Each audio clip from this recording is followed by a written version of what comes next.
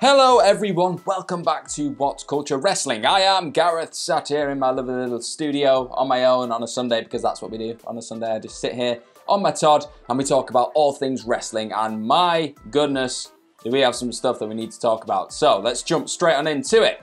The first big piece of news that dropped towards the end of last night, and yeah, this morning, early hours for me anyway, was the news of Drew Gulak, of all people, being released from WWE. Well, released, technically not released, technically his contract expired, so it wasn't really released, but yeah, I just said released because that's been the go-to phrase recently, because everyone has been released during the current global situation, everything else.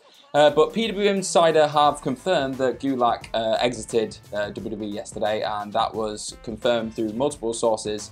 That it was because of the end of his contract. His contract expired after Smackdown, after Friday Night Smackdown that we just saw, when he had the absolute banger with Daniel Bryan, which was one of my favourite TV matches of the year. Me and Phil were talking about it on the Smackdown review, saying it was one of the best matches, definitely in the no crowd era that I've seen. It was awesome. But yeah, he's apparently, they were discussing a deal, both sides, so WWE and Gulak were discussing new terms, but they just couldn't come to a conclusion that they could both agree on, and he left. So amazingly, this means that Gulak now, if he doesn't choose to re-sign with WWE later down the line, he's not got a 90-day no-compete clause, so he could pretty much go wherever he wants. So he could end up in an AEW, maybe in New Japan, Ring of Honor, but like, depending on if anybody would want to bring him on board, which they'd be mad not to, because the guy's amazing. But yeah, there's still nothing concrete in terms of if WWE just outright said, right, go on, pack your bags, see you later. They could offer him a new deal. He could make a U-turn and come back and have something with Daniel. It was odd because it wasn't a conclusion to his program with Daniel Bryan in that match. It still felt very open-ended. So they could write him off for a couple of weeks and let Bryan just have his little Intercontinental title tournament run and see how far he can get in that. And then maybe if they come to a conclusion that they need him back, they can bring him back. But this was just shocking. Literally, my jaw hit the floor when I saw this morning, because the first headline that I saw was Drew Gulak's been released, but then obviously more information trickled out and it turned out he hadn't been released. But it's madness. So let me know what you think of that one, because that's one heck of a story to start the day. So the next piece we're going to jump into after that is all centering around Roman Reigns, because he's just pretty much, it feels like every other day now we're talking about the fact that Roman Reigns isn't in WWE right now. And apparently, according to Fightful's Sean Ross Sapp, thank you very much, he said that he's in no rush. Apparently, Roman Reigns is in no rush to come back to WWE anytime in the future, anytime soon. He's been making a little bit of money from the looks of things, obviously, since he's been absent since before WrestleMania 36.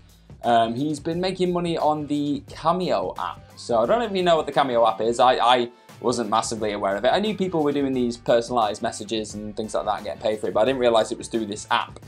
So apparently Reigns is, at this point, he could be making anywhere up to $1,000 a day, which is pretty good going. So I'm thinking of setting up one of those myself. No, we'll see. But yeah, I've looked through a few of the WWE stars and just combat stars that are on this app right now, just to see how much they're charging for a personal message. And Big E is apparently, so that's Big E Langston, the New Day's Big E.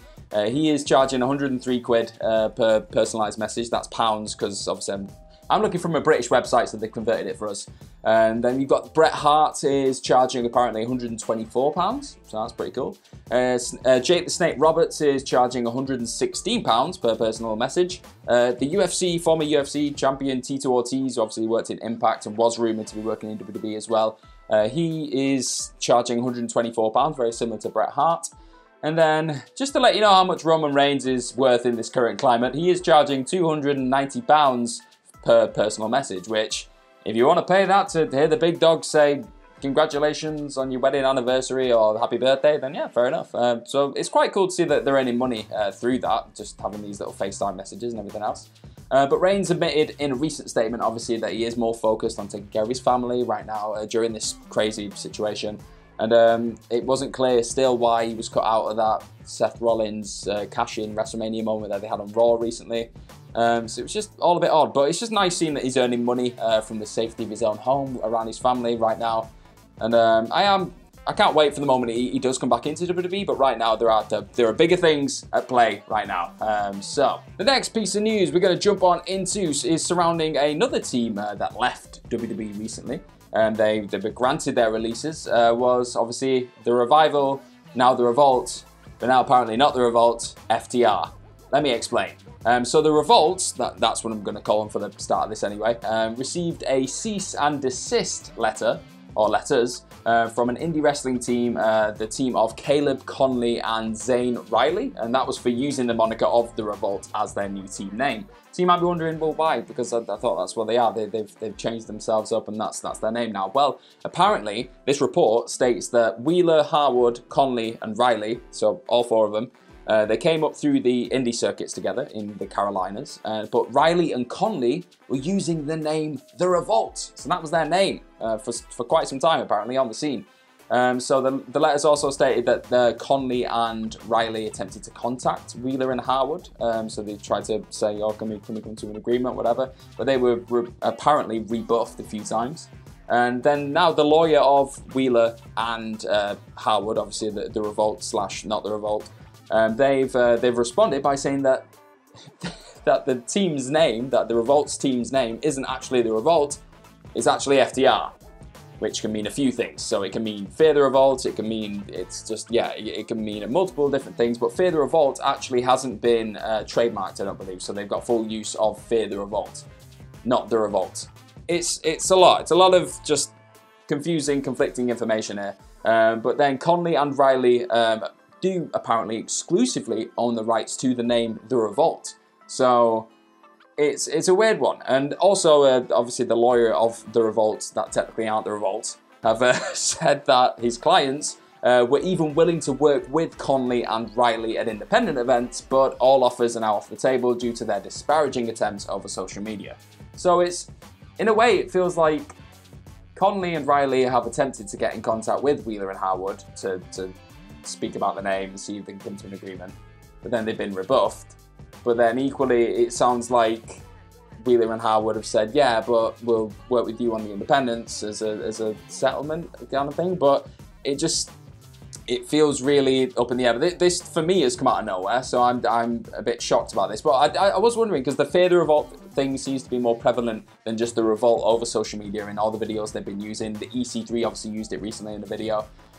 So it definitely feels like they are going down the Fear the Revolt route. FTR, I think FTR works, because obviously you've got the FTR stuff from WWE as well, when it was that other word, the Revival. So it does work as a nice little, like, condensed version of the name, but it's very odd, yeah, because we've been calling them the Revolt for the last couple of weeks, but apparently now we can't call them Revolt. Very strange, so we'll see how this one unfolds. Now, we have some more news revolving SummerSlam, which again, for a lot of us, we were keeping our fingers crossed that this could be the event where we do finally see some fans coming back into the arena, because obviously it's scheduled to be around August time, which gives us a couple months just to see how the current global situation progresses and things like that.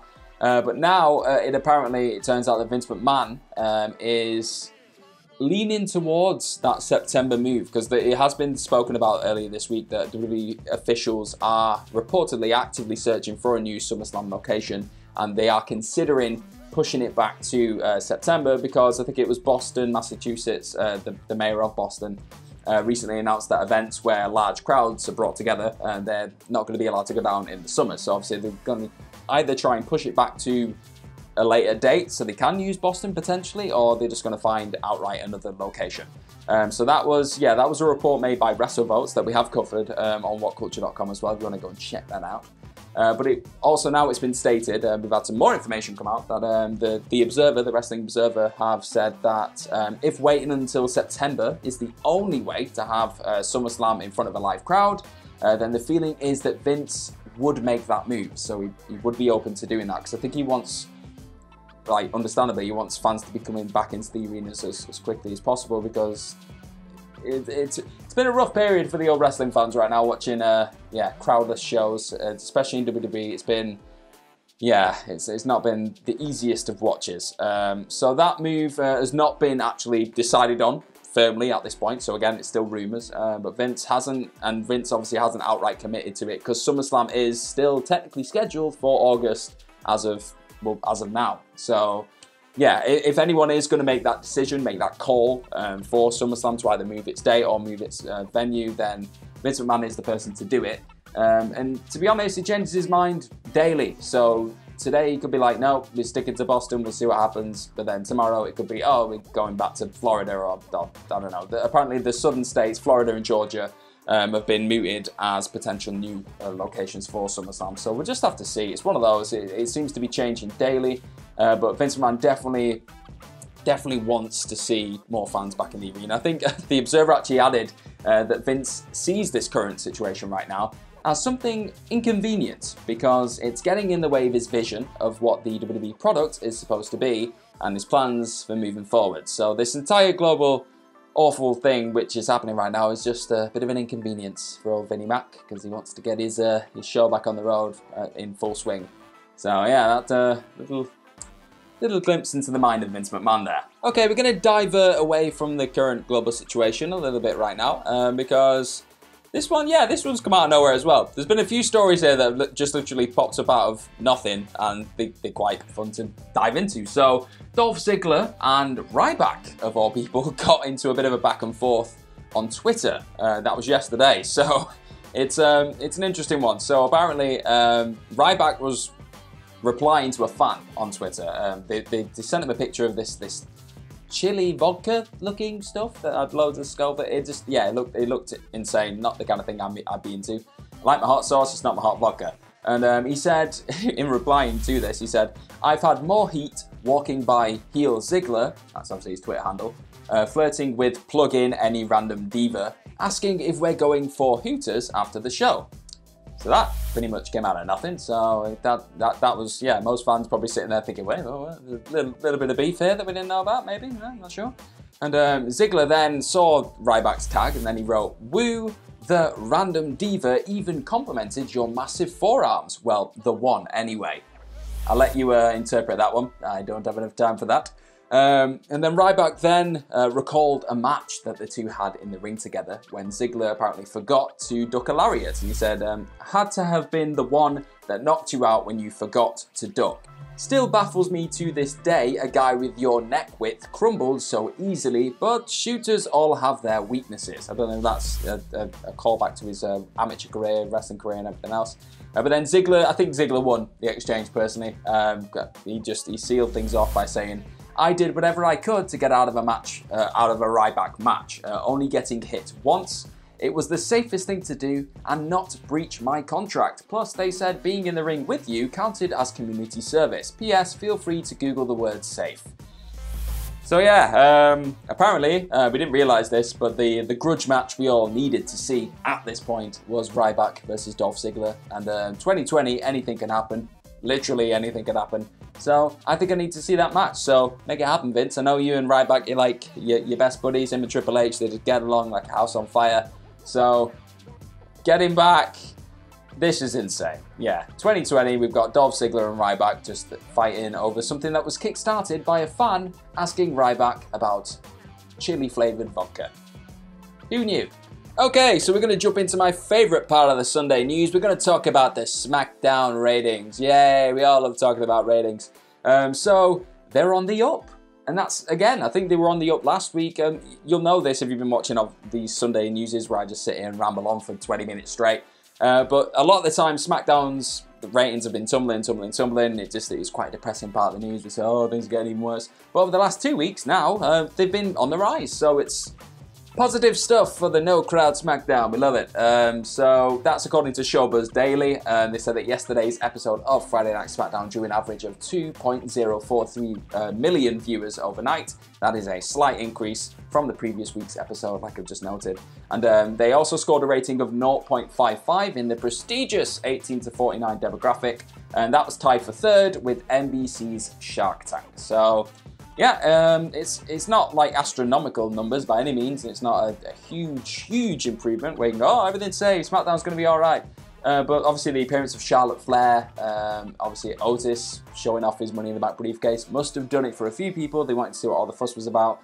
So yeah, the only negative probably to come out of this is if Vince McMahon sees these ratings and goes, oh, that's working, whatever we did on SmackDown's working, that could mean that we're going to get a heck of a lot more brand-to-brand invitation things. So we're going to get even more people just popping up for reasons. And yeah, I think that brand split's in a bit of danger at this point, which is a shame because I love the brand split, and I think when it works properly and they stick to the rules, I think it's one of the best things that goes down in WWE. It makes everything feel quite special. But yeah, I feel like that could be in a bit of peril. Right, now it's time to jump on into the land of AEW, and we did announce yesterday that Kip Sabian had been thrown into that casino ladder match at Double or Nothing. Now we've had another person scheduled for that match, and it is another SCU member. It is Frankie Kazarian. Will be now jumping up that ladder, the casino ladder.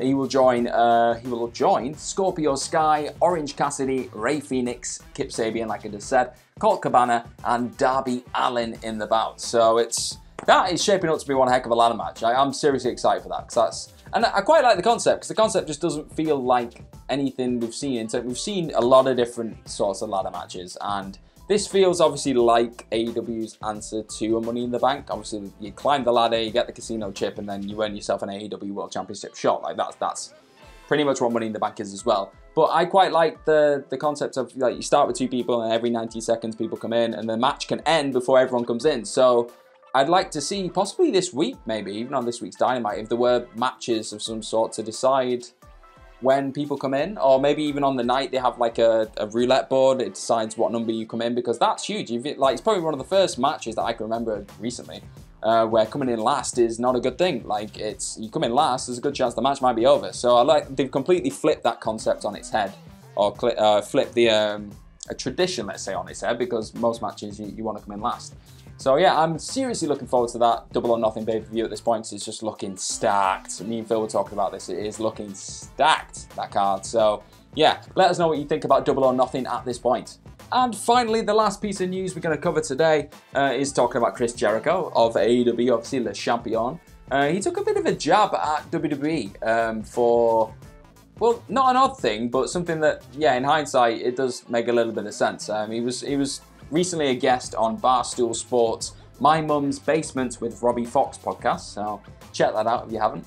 And he was talking about AEW adapting to the changes during the current situation, everything else, how they've had to adapt their in-ring styles and promo styles, everything else.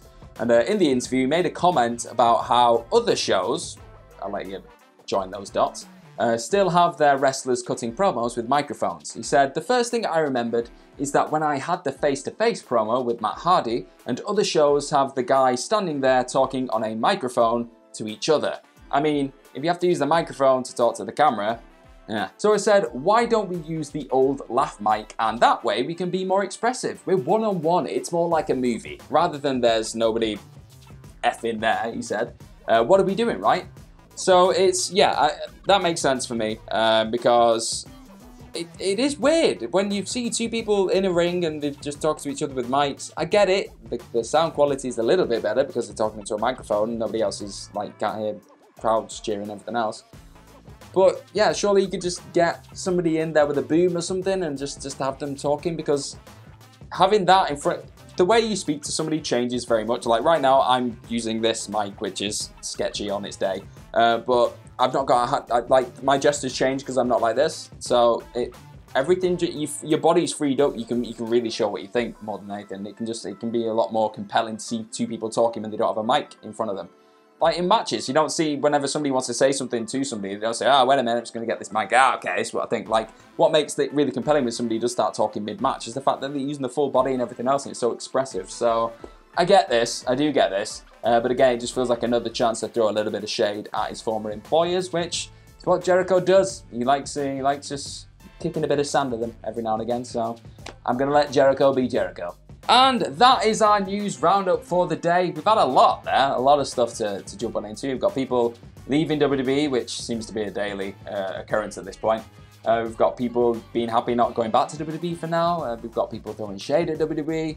We've got WWE trying to find new places to do SummerSlam. A lot of stuff surrounding WWE, as always. So yeah, let me know what you think of all these stories in the comments section below. I have been Gareth from What Culture Wrestling, sat here on my Todd on a Sunday. Do not forget to like, share, click on the subscribe button, ring the bell while you're there. Follow me on Twitter at gmorgan04. Follow everybody here at What Culture Wrestling at What Culture WWE on Twitter.